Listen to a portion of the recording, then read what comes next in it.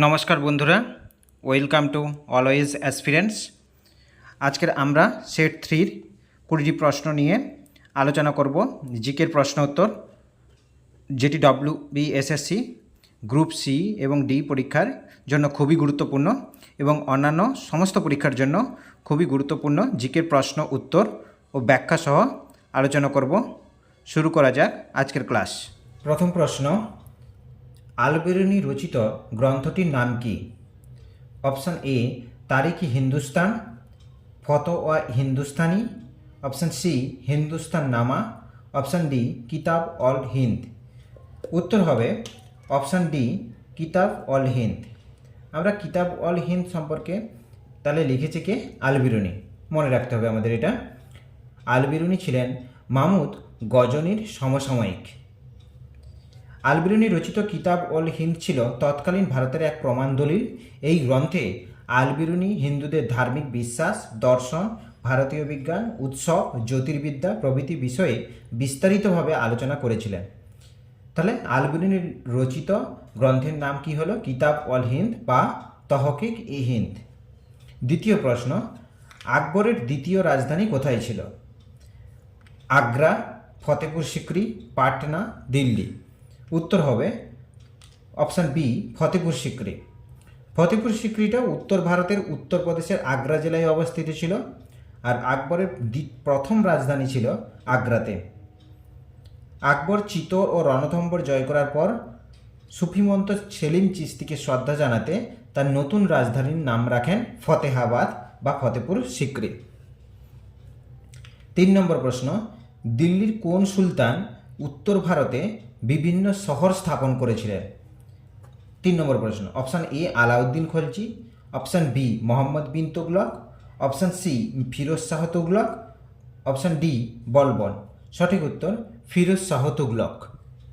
1354 সালে ফিরোজ শাহ তুগলক নির্মাণ করেছিলেন ফিরোজাবাদ নামক শহরটি। 4 নম্বর প্রশ্ন, স্বাধীনতার সময় ভারতের জাতীয় কংগ্রেসের সভাপতি কে ছিলেন? Option A JB Kripalani, option B Maulana Abul Kalam Azad, option C Chakravarti Rajagopalachari, option D Jawaharlal Nehru. সঠিক উত্তর হবে JB কৃপালিনী। এবার আমরা বিভিন্ন গুরুত্বপূর্ণ জিনিস এই জাতীয় কংগ্রেসের সম্পর্কে দেখি, যেগুলি আমাদেরকে বিভিন্ন পরীক্ষার জন্য মনে রাখতে হবে। জাতীয় কংগ্রেস প্রতিষ্ঠা হয় 1885 ডিসেম্বর মাসে, 1885 সালে ডিসেম্বর মাসে বোম্বেতে। প্রতিষ্ঠাতা কে ছিলেন? A.O. হিউম বা অ্যালান অক্টাভিয়ান হিউম।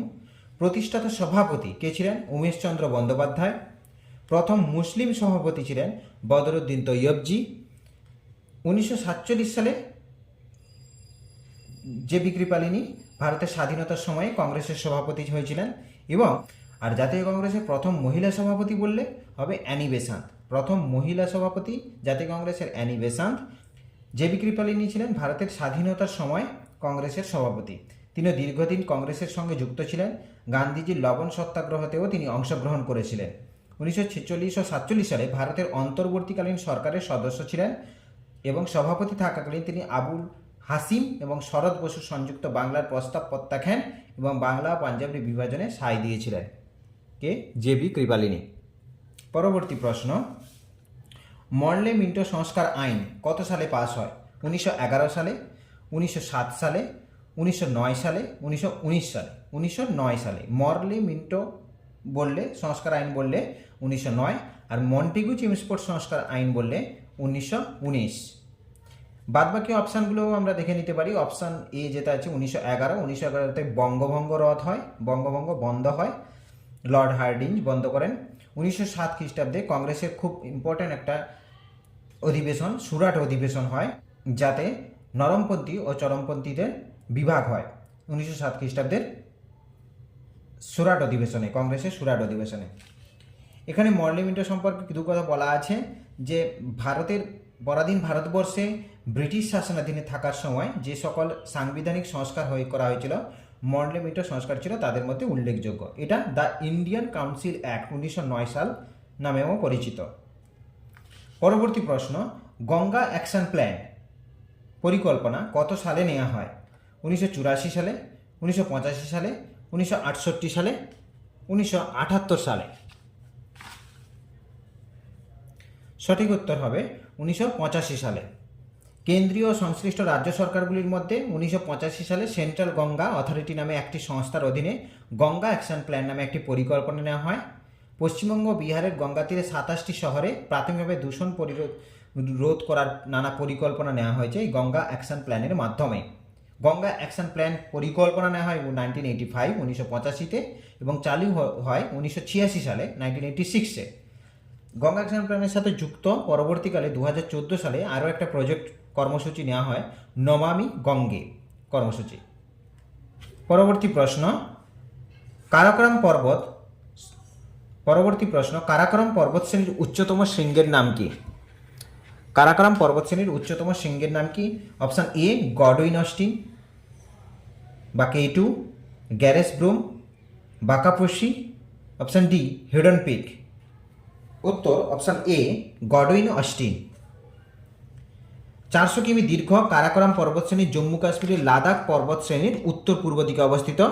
এটি উচ্চতম শৃঙ্গ গডউইন অস্টিন K2, যার সর্বোচ্চ দৈর্ঘ্য হচ্ছে 4,611 মিটার শৃঙ্গ। এছাড়াও এখানে বিভিন্ন হিমবাহ, গুরুত্বপূর্ণ হিমবাহ দেখা যায়, যেমন সিয়াচেন, বায়াফো, হিসপা, এগুলো। কারাকোরাম পৃথিবীর দ্বিতীয় উচ্চতম শৃঙ্গ, আর পৃথিবীর বৃহত্তম উচ্চতম শৃঙ্গ বলে মাউন্ট এভারেস্ট, যেটা নেপালে অবস্থিত। ভারতে কয়টি পদ্ধতিতে জলসেচ হয়?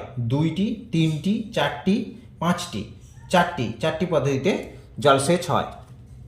কি কি 4টি পদ্ধতি? পাতকুয়া, নলকূপ, পুকুর বা জলাশয় এবং খাল।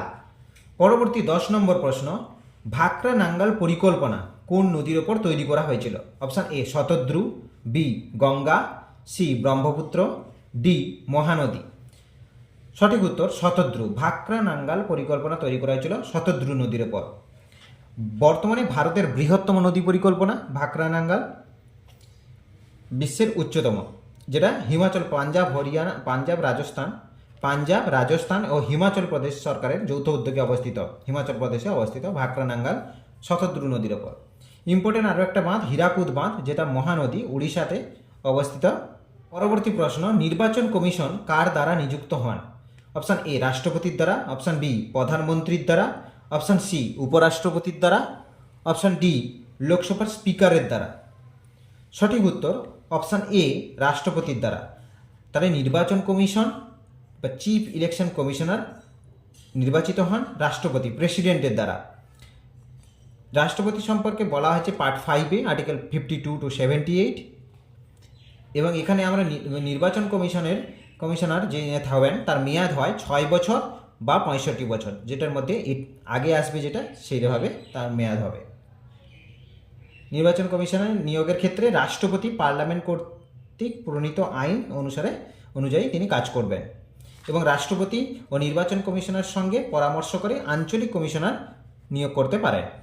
পরবর্তী প্রশ্ন, সুপ্রিম কোর্টের কত ধরনের ফৌজদারি আপিল করা যায়? 2 ধরনের, 3 ধরনের, 4 ধরনের, 5 ধরনের? সঠিক উত্তর 3 ধরনের। পরবর্তী প্রশ্ন, সংবিধানের কত নম্বর ধারায় তফসিলি জাতি ও উপজাতিদের জন্য বিশেষ ব্যবস্থা নেওয়া হয়েছে? অপশান এ 15 ও 46 নম্বর ধারা, অপশান বি 15 ও 49 নম্বর ধারা, অপশান সি 12 ও 46 নম্বর ধারা, অপশান ডি 12 ও 49 নম্বর ধারা। সঠিক উত্তর অপশান এ 15 ও 46 নম্বর ধারা। সংবিধানের 15 নম্বর ধারায় বলা হয়েছে যে তপশিলি জাতি ও উপজাতিদের উন্নতির জন্য রাষ্ট্র একটা বিশেষ ব্যবস্থা অবলম্বন করতে পারবে। সংবিধানের 46 নম্বর ধারায় বলা হয়েছে রাষ্ট্র দুর্বল অনগ্রসর সম্প্রদায়গুলির, বিশেষত তপশিলি জাতি ও উপজাতিগুলির শিক্ষা ও অর্থনৈতিক স্বার্থের উন্নতির বিধান করবে ও সামাজিক অবিচার ও সকল প্রকার শোষণের হাত থেকে তাদের রক্ষা করে। আর্টিকেল 15 এবং আর্টিকেল 46-এ কী বলছে আমরা আরেকবার দেখে নিই।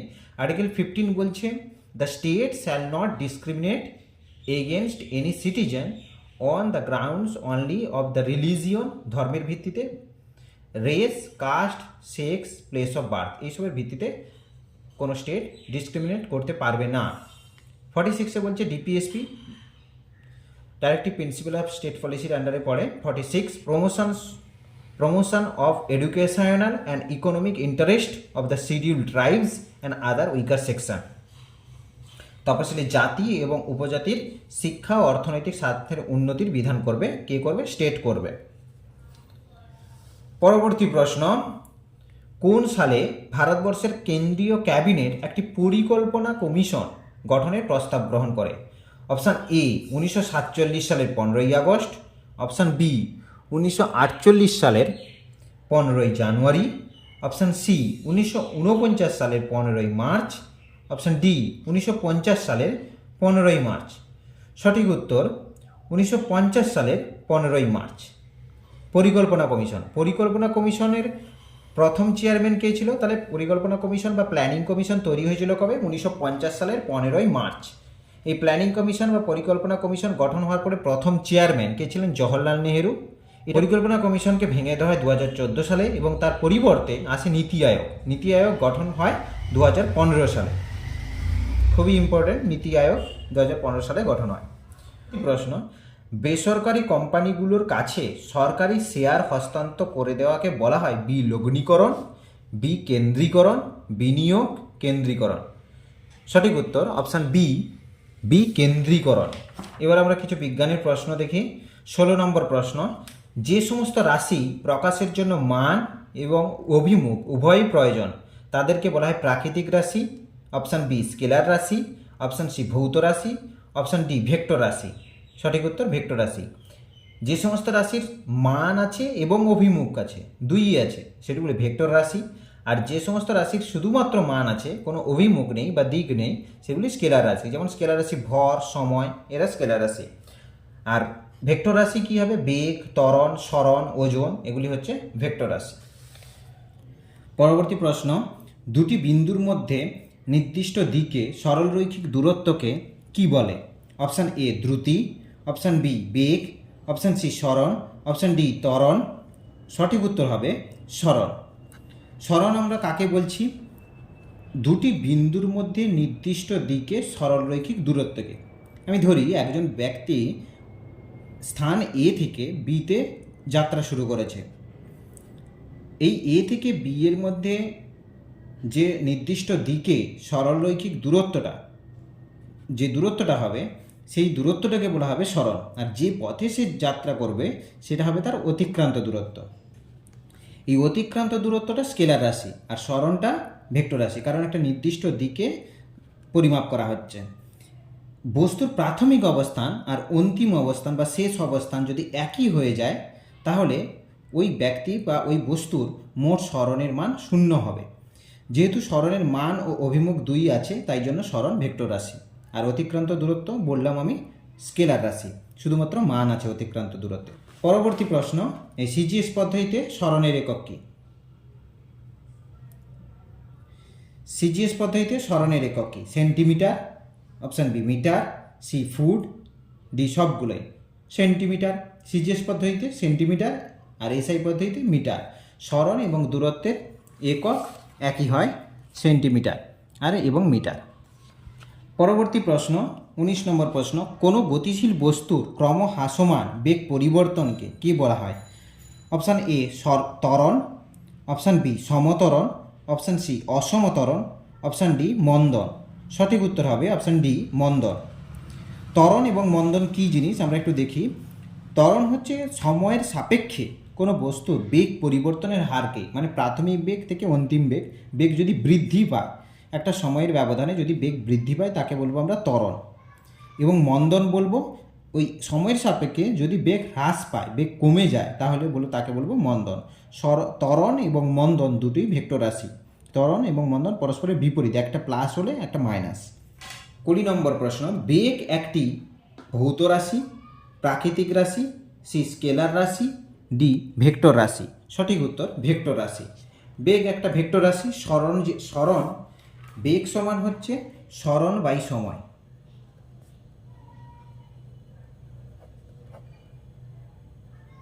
সরণ বাই সময়, তাই বেগের সরণের যেহেতু মান অভিমুখ আছে, তেমনি বেগেরও মান অভিমুখ থাকবে, তাই বেগ একটি ভেক্টর রাশি হবে। সিজিএস পদ্ধতিতে এর একক হচ্ছে সেন্টিমিটার পার সেকেন্ড, আর এসআইতে metre per second. Thank you সবাইকে। আজকের এই 20টি প্রশ্ন সেট থাকলো, সবাই এগুলো প্র্যাকটিস করো। সেট নম্বর 3-এ 20টি প্রশ্ন আজকে আমরা করলাম এবং পরবর্তীকালে পরের দিনে আমরা আবার 20টি প্রশ্ন নিয়ে আলোচনা করব, প্রশ্ন উত্তর ব্যাখ্যা সহ।